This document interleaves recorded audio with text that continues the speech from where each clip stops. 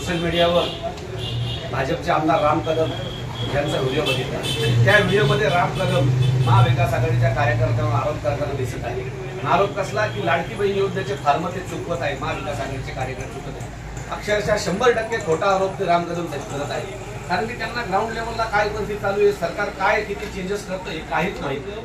फक्त तोंडाच्या वाफा काढण्याचं काम ते करत आहे। सोशल मीडियाचं लक्ष आपल्याकडे वेधण्याचं काम ते करत आहे। खरी परिस्थिती काय मी तुम्हाला सांगतो मित्रांनो। लाडकी बहीण योजना मुख्यमंत्र्यांनी काढली, पहिले तर अनेक अटी ठेवल्या, त्या अटी पूर्ण करताच तलाठी कार्यालय असो तहसील कार्यालय असो या ठिकाणी महिलांच्या रांगा लागल्या। त्यानंतर काही अटी शिथिल केल्या, परंतु काही अटी शिथिल केल्या तर जे सेतू कार्यालयवाले आहेत त्यांना फ्रीमध्ये हे अर्ज भरायला लावले। फ्रीमध्ये कोणताही सेतू कार्यालयवाला अर्ज भरायला तयार नाही। त्यात पुढचा विषय सांगतो सगळ्यात महत्वाचा की आता सेतू कार्यालयवाले अर्ज भरताय, काही सोशल मीडियावरती काही लोक अर्ज भरताय, परंतु तो अर्ज एक स्टेप 2 स्टेप झाल्यानंतर अर्ज पुढे पोहोचतच नाही। तो ऑनलाईनचा जो अर्ज आहे तो अर्ज पूर्ण होतच नाही। आणि आता त्यातच एक नगरपालिका असेल किंवा या सर्व आशा सेविका अंगणवाडी सेविका यांच्या मार्फत जे अर्ज भरण्यात येत आहे ते अर्ज कशा पद्धतीने बदललेले आहेत आणि कशा पद्धतीने ही सर्वसामान्य महिलांची फसवणूक सरकार करतंय आणि त्याचे सर्व खापर महाविकास आघाडीवर पडण्याचं काम सुरू आहे। बघा, हा पहिला फॉर्म आहे, हा सगळ्यात पहिला फॉर्म लाडकी बहीण योजनेचा हा फॉर्म आपण बघू शकता।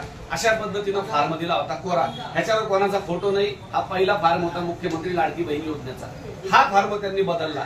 हा फॉर्म बदलल्यानंतर दुसरा फॉर्म ठेवलाय। हे बघा, दुसरा फॉर्म अशा पद्धतीचा दुसरा फॉर्म ठेवलाय। या फॉर्म मध्ये तुम्ही बघू शकता वरती फक्त मोदीजी आणि या इकडं मुख्यमंत्री ह्या दोघांचाच फोटो होता आणि खाली बाकीचा प्रोटोकॉल होता। हा फॉर्म ठेवलाय। हा फॉर्म भरून सुद्धा याला सगळे डॉक्युमेंट सर्व पूर्तता करून आशा सेविका यांनी येऊन डन केलं, सगळं परिपूर्ण फॉर्म भरला आणि हा फॉर्म चेक करून जमा करण्यासाठी गेला असता हा फॉर्म परत त्यांनी चेंज केला। काल नवीनच सूचना आली, हा फॉर्म सुद्धा चेंज केलाय आणि आता हा तिसरा नवीन फॉर्म आणलाय। या बघा, या तिसऱ्या फॉर्म मध्ये प्रोटोकॉल म्हणून मुख्यमंत्री, प्रधानमंत्री आणि अजितदादा पवार आणि आदित्य तटकरे यांचा फोटो टाकायला लावला, प्लस यांचा फोटो पूर्वीच्या फॉर्म मध्ये काही प्रोटोकॉल म्हणून खाली होता, आता हा बदलून परत हा फॉर्म परत चेंज करायला लावला।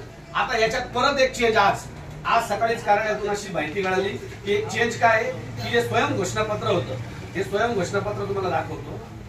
हमीपत्र, स्वयं घोषणापत्र, पूर्वी हमीपत्र स्वयं घोषणापत्र ह्या पद्धतीने एक होतं, एकत्र होतं। आता हे सर्व आम्ही भरून दिले, जवळजवळ आतापर्यंत 500 लोकांचे फॉर्म हे भरून दिले, परंतु आता हे 500 लोकांचे फॉर्म त्याने रिजेक्ट केले आणि परत नवीन नियम काढला का हा स्वयं घोषणापत्र वेगळ्या पद्धतीने करायचा। आता तुम्ही बघा, हा स्वयं घोषणापत्र परत वेगळा दिलाय, हा सेपरेट स्वयं घोषणापत्र दिलाय। म्हणजे सरकार काय करतं आणि सरकारला खरंच लाडक्या बहीण योजनेचा लाभ लाडक्या बहिणींना द्यायचा आहे का हा प्रश्न पडलाय। तुम्हाला जर द्यायचा असेल लाडक्या बहीण योजनेचा लाभ तर प्रामाणिकपणे द्या, याचं खापर दुसऱ्यावर फोडू नका। शिवसेना, उद्धव बाळासाहेब ठाकरे पक्षाचे कार्यकर्ते 80% समाजकारण, 20% राजकारण या ब्रीदवाक्याने काम करत आहे। समाजसेवा हीच ईश्वर सेवा ह्या हेतूनच आम्ही काम करतोय। कुणीही राजकीय पोळी भाजण्याचा प्रयत्न याच्यात करत नाही आणि सध्याच्या विद्यमान भाजप सरकारने सुद्धा राजकीय पोळी भाजू नये हीच विनंती करतो। थांबतो। जय जय महाराष्ट्र।